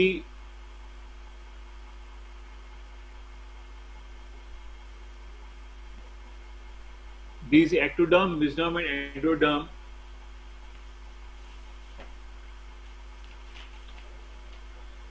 will ultimately lead to formation of the organs or tissues. और जब हम ये पढ़ लेंगे कि कौन कौन से हमारे एक्टोडर्म, मेसोडर्म, एंडोडर्म बनेंगे, कौन कौन से ऑर्गन्स, कौन कौन से टिश्यूज हमारे एक्टोडर्म से बनते हैं, मेसोडर्म से बनते हैं, एंडोडर्म से बनते हैं, इन तीनों लेयर्स से डिराइव्ड ऑर्गन्स के नाम को, टिश्यूज को पढ़ लेना ही एम्ब्रियो बनना कहलाता है।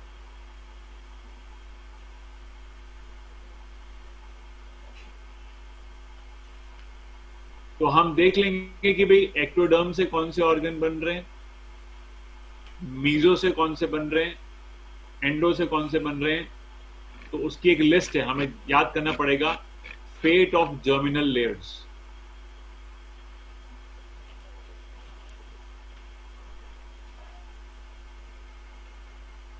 तो एक्टोडर्म, मीजोडर्म, एंडोडर्म से जो ऑर्गन्स बनेंगे, दोज ऑर्गन्स के नाम हमारे पास लिस्ट में है कि एक्टोडर्म से क्या क्या बनता है, ये लिस्ट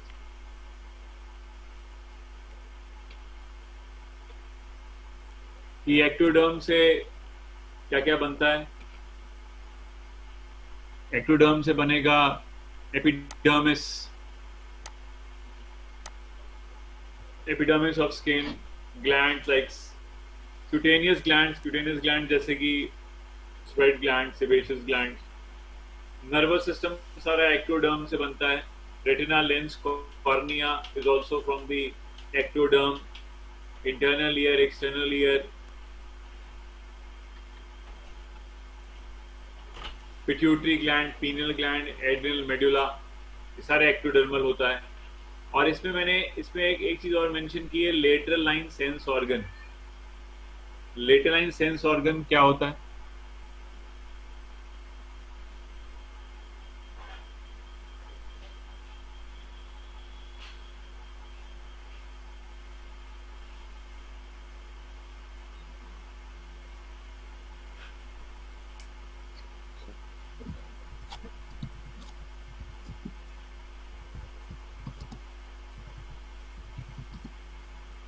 लेटेलाइन सेंस ऑर्गन जो होता है वो हमारे फिशेस में मिलता है।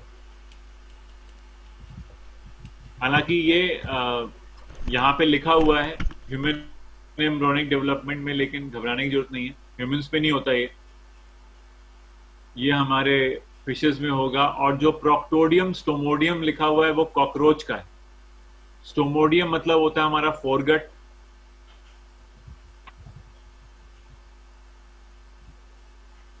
प्रोक्टोडियम होता है हमारा हाइंडगट, और ये कॉकरोच में मिलते हैं। तो थोड़ा सा कॉकरोच और मछली का भी यहाँ पे एग्जाम्पल दे रखा है, तो need not worry.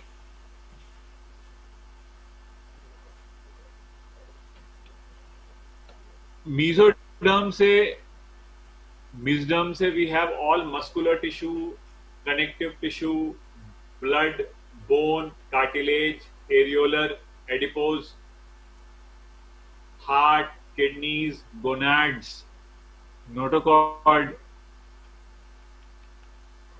spleen, I mean circulatory system, muscular system and connective tissue, सारा का सारा mesodermal,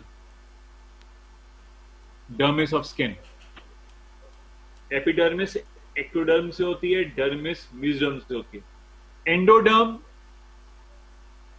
जो अंदर की लेयर है उससे डाइजेस्टिव, रेस्पिरेटरी, ये दो सिस्टम्स बनाओ, दैट इज एंडोडर्म। तो जैसे कि हमारा alimentary canal, pancreas, liver, stomach, intestinal glands, gastric glands, tongue, और रेस्पिरेशन पे आ जाए अगर तो lungs, trachea, bronchi, gills in fishes, और अगर एंडोक्राइन ग्लैंड सिर्फ आए तो लिवर, एंडोक्राइन ग्लैंड सिर्फ आए तो थायराइड ग्लैंड, पैराथायराइड, थाइमस, और यूस्टेशन ट्यूब तो बताइए that connects middle ear with the throat.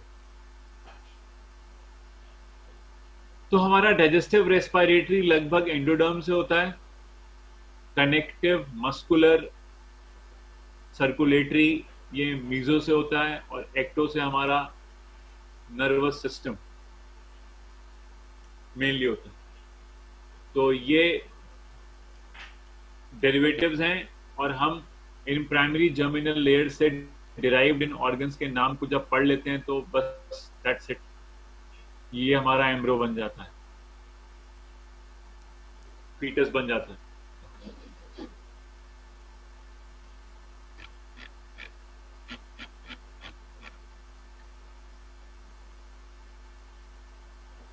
अब अच्छा एक चीज और है, जो हमने ये डायग्राम देखा और हमने देखा इसमें कोरियन है, एमनियन है और योगसैक, ये तीन लेयर्स। फिर मैंने बताया कि ये एक्स्ट्रा एम्ब्रियोनिक लेयर्स हैं, I mean they are not the part of embryo.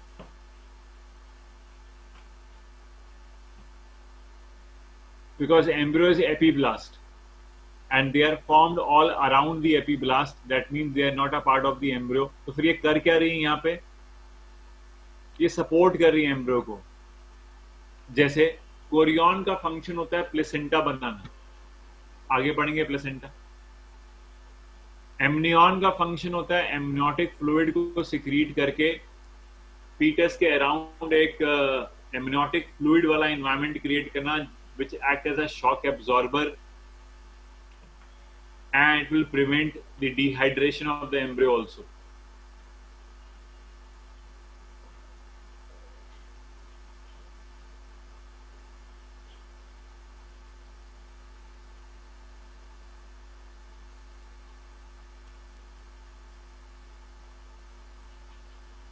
और योग सैक हमने 11 में पढ़ा था कि yolk sac is the site of blood cell formation in the early embryo. Yolk sac forms blood cells in the early embryo, ये हम पहले पढ़ चुके हैं। And yolk sac also forms primordial germ cells जो गैमीट्स बनाते हैं, gamete mother cells, they are formed in the yolk sac endoderm, ये हम पहले पढ़ चुके हैं। तो दो काम हम यहां पे पढ़ते हैं योग सैक के।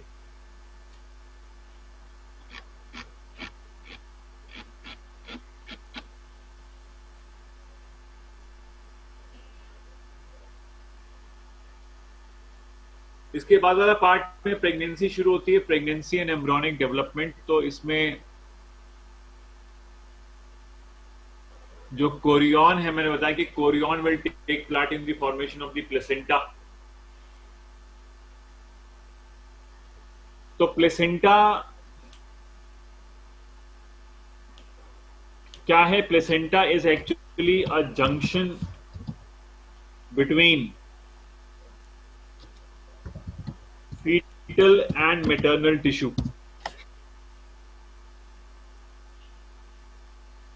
Placenta is a junction between fetal and maternal tissue. और प्लेसेंटा का फंक्शन क्या होता है? फीटस और मेटरनल टिश्यू में जंक्शन बनता है, उसको प्लेसेंटा कहते हैं। और प्लेसेंटा से एम्ब्रियो तक जो ब्लड वेसल होती है,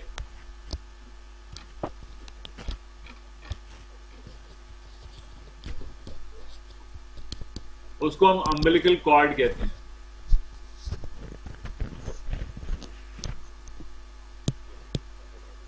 आप डायग्राम में देख सकते हो umbilical cord. Umbilical cord is a structure that connects the embryo to the placenta.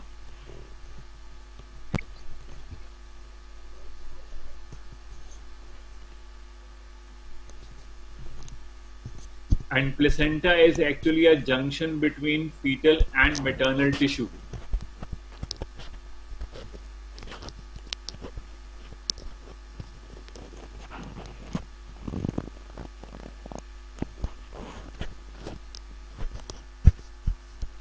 फिलहाल अम्बिलिकल कॉर्ड के अंदर है क्या? What does umbilical cord contain? तो umbilical cord contains umbilical arteries and umbilical veins, और ये फीटस की होती हैं। Umbilical artery and umbilical veins are of foetus. इसमें फीटस का ब्लड होता है, मदर का ब्लड नहीं होता। Mother's blood will never mix with foetal blood. मां का खून बच्चे के खून में कभी मिक्स नहीं होता है, सेपरेट होता है। अम्बिलिकल कॉर्ड के अंदर फीटस का ब्लड जाता है प्लेसेंटा पे। अम्बिलिकल कॉर्ड से फीटस का ब्लड जाता है प्लेसेंटा की तरफ, और प्लेसेंटा से न्यूट्रिशन को, गैसेस को लेकर के वापस आ जाता है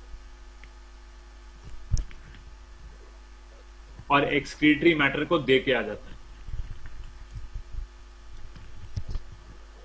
आई रिपीट वंस अगेन, जो अम्बिलिकल कॉर्ड है उसके अंदर फीटल ब्लड है, और फीटस का ब्लड अम्बिलिकल आर्टरी में ट्रेवल कर रहा है, और अम्बिलिकल आर्टरी पहुंचती है प्लेसेंटा के पास। वहां से मां के ब्लड से गैसेस को ले लिया, फूड को ले लिया, और एक्सक्रीटरी मैटर को मदर के ब्लड को दे दिया, और फिर ये फूड लेडन ब्लड जिसमें फूड है वो अम्बिलिकल वेन के थ्रू वापस आएगा और फिर फीटस की बॉडी में जाएगा। ये वो ब्लड होगा जिसमें फूड होगा और ऑक्सीजन होगी। इसलिए अम्बिलिकल वेन एक एक्सेप्शन है कि दैट कंटेन्स ऑक्सीजनेटेड ब्लड, क्योंकि veins do not have oxygenated blood, they have deoxygenated blood. तो इसमें दो एक्सेप्शन आते हैं, pulmonary vein and umbilical when.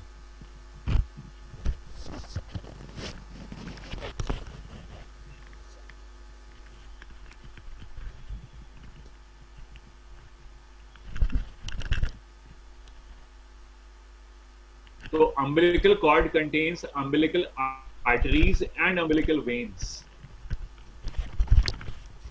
and umbilical arteries carrying blood to placenta. At placenta what happens? Nutrition, respiration, excretion. Nutrition हो रहा है, respiration हो रहा है, एक्सक्रीशन हो रहा है। मां से फूड लिया जा रहा है, मां को एक्सक्रीटरी मैटर दिया जा रहा है, और मां से गैसेस भी ली जा रही हैं, ऑक्सीजन। तो प्लेसेंटा का फंक्शन क्या हो गया? Nutrition, respiration, excretion. और प्लेसेंटा का एक फंक्शन और है क्या? it secrete hormones also. That means endocrine function. There is one more function of the placenta, that is endocrine function. And what is endocrine function? It will have certain hormones. The first hormone from the placenta is HCG. Placenta का पहला hormone HCG, और placenta तभी से बनना शुरू हो जाएगा जब से इम्प्लांटेशन शुरू हो। और प्लेसेंटा कुछ नहीं, मैंने बताया, कोरियन से बना है, और कोरियन में कौन है? Trophoblast.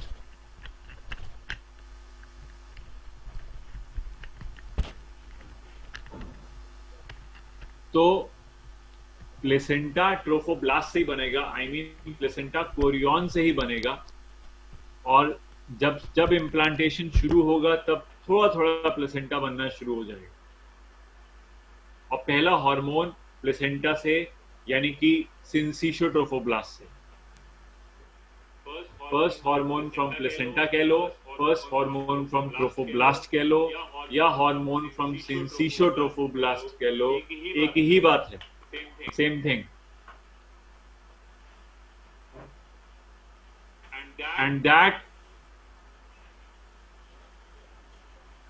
and that is called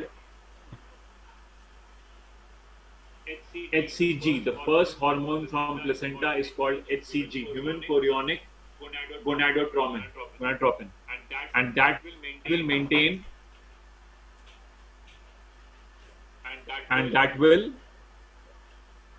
maintain its corpus luteum.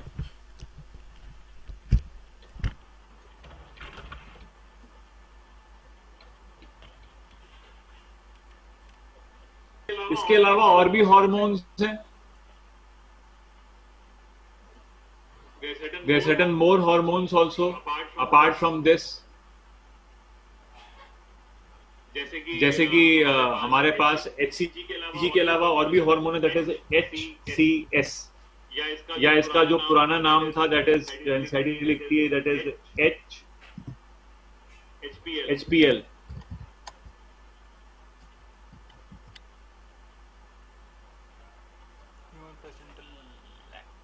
पहला हार्मोन HCG, और ये अलग हार्मोन कौन सा आ रहा है? HCS। HCS की फुल फॉर्म है ह्यूमन कोरियोनिक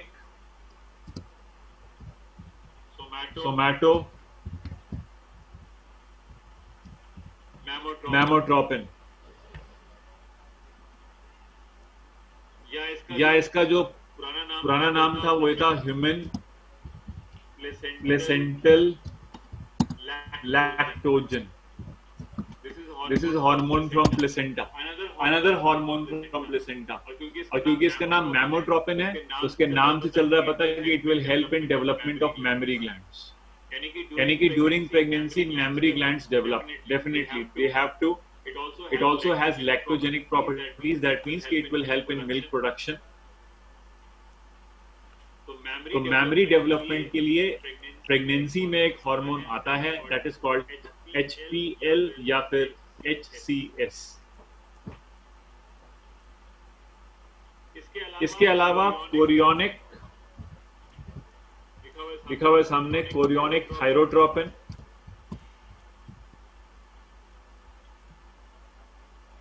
और कोरियोनिक थायरोट्रोपिन का मतलब ये कि it is a kind of TSH। That means it will stimulate thyroid gland for thyroxine production। और thyroxine क्यों चाहिए? Because it is required for normal development, mentally as well as physically। Because thyroxine physical development भी करता है और mental development भी करता है। और हमने पढ़ा हुआ 11th क्लास में कि deficiency of thyroxine during pregnancy will result in a child which will have low IQ, mental retardation, may have deaf, abnormal skin। ये तो मैंने पढ़ा था, क्रीटिनिज्म। तो इसलिए थायरोक्सिन का लेवल मदर के अंदर ठीक ठाक होना चाहिए for the mental as well as physical development. इसलिए थायरॉक्सिन को रोकने के लिए थायरोट्रोपिन प्लेसेंटा सिक्रीट करता है। और ऐसे ही ये एक हार्मोन और सिक्रीट करता है, कोरियोनिक कॉर्टिकोट्रोपिन।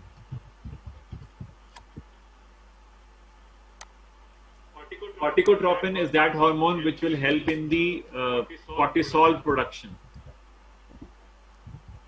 कॉर्टिसोल ग्लूकोज को इंक्रीज करेगा बॉडी के अंदर। ग्लूकोज जरूरी है, बच्चे को चाहिए ग्लूकोज कंटेंट, ग्लूकोनियोजेनेसिस, और मदर के अंदर आरबीसी प्रोडक्शन वगैरह भी होगा।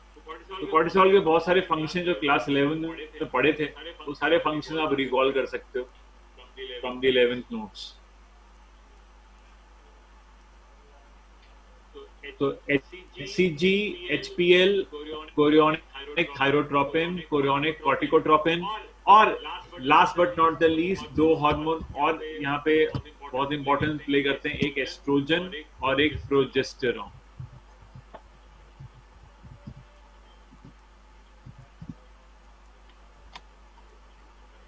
ये हार्मोन भी प्लेसेंटा से आते हैं, estrogen as well as progesterone. No doubt corpus luteum है प्रोजेस्टेरॉन के लिए, लेकिन बाद में प्लेसेंटा सिक्रीटिंग सफिशिएंट प्रोजेस्टेरॉन।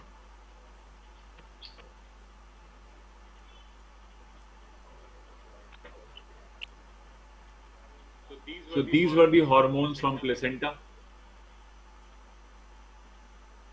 तो ये सारा प्लेसेंटा में डिस्कस किया। न्यूट्रिशन करता है, रेस्पिरेशन, एक्सक्रीशन और एंडोक्राइन फंक्शंस में ये सारे हार्मोन्स हमको याद करने हैं जो प्लेसेंटा सिक्रीट करता है। बाकी placenta is also permeable to antibodies, और आगे हम बताएंगे कि आगे क्या भी बताएंगे, antibodies cross placenta and enter fetus and provides immunity to fetus.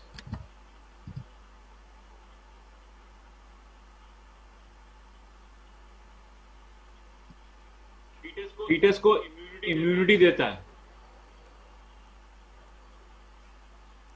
Antibodies, क्योंकि बच्चे एंटीबॉडी नहीं बना सकते इतनी जल्दी, तो माँ अपनी रेडीमेड एंटीबॉडी बना करके बच्चे को देती है, एंड प्लेसेंटा से ये enter fetus and they provide immunity to fetus, fetus को इम्यूनिटी देती है।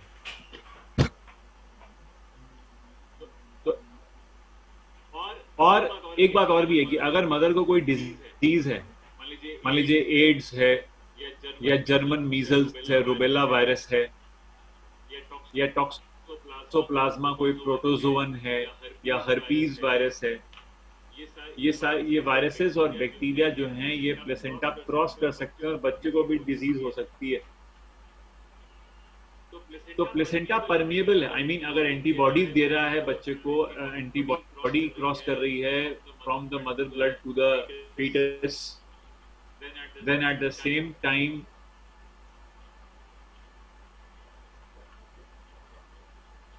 viruses and bacteria can also cross. If the mother is having any infection, fetus is susceptible to these infections, to these bacteria, to these viruses also.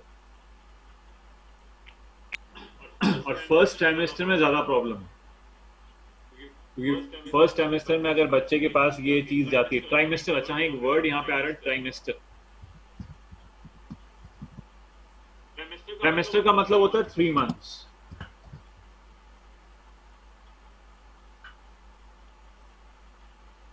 पहले 3 महीने यानी कि first trimester, उसके बाद second trimester मतलब next 3 months, और उसके बाद लास्ट ट्राइमेस्टर यानी कि आखिरी के 3 months।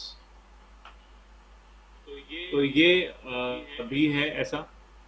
तो पहले ट्राइमेस्टर में क्योंकि all the foundation of the organ system is laid down, जैसे नींव रखते हैं, फाउंडेशन। तो जैसे हम किसी ऑर्गन, किसी चीज की नींव रखते हैं, फाउंडेशन ले करते हैं, तो फर्स्ट 3 months में अगर उस फाउंडेशन में कोई डिस्टरबेंस आ जाए तो फिर ऑर्गन का डेवलपमेंट नहीं हो पाता।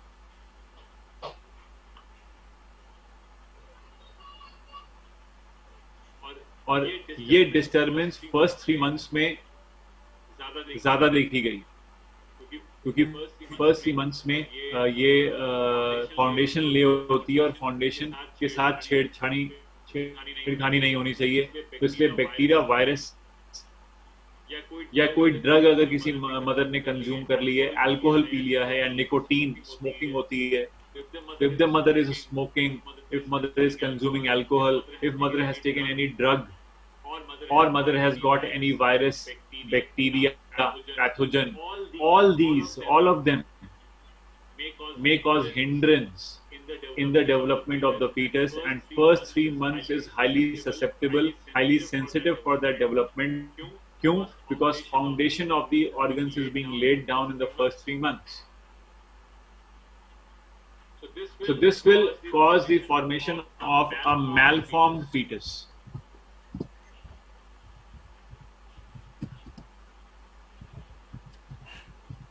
हो सकता है फीटस मैलफॉर्म्ड हो जाए, हो सकता है फीटस जो है वो सही से ना बने, उसके हाथ पैर, लिम्स, आंखें, नाक ये प्रॉपरली ना बने। क्यों ना बने? क्योंकि मदर के पास या तो कोई बैक्टीरिया वायरस है जो फर्स्ट 3 मंथ्स में हैम्पर कर रहा है उसको, या फिर मदर ने कोई ड्रग या अल्कोहल कंज्यूम कर लिया। इस प्रोसेस को बोलते हैं टेराटोजेनी, या इसे कहते हैं मॉन्स्टर फॉर्मेशन।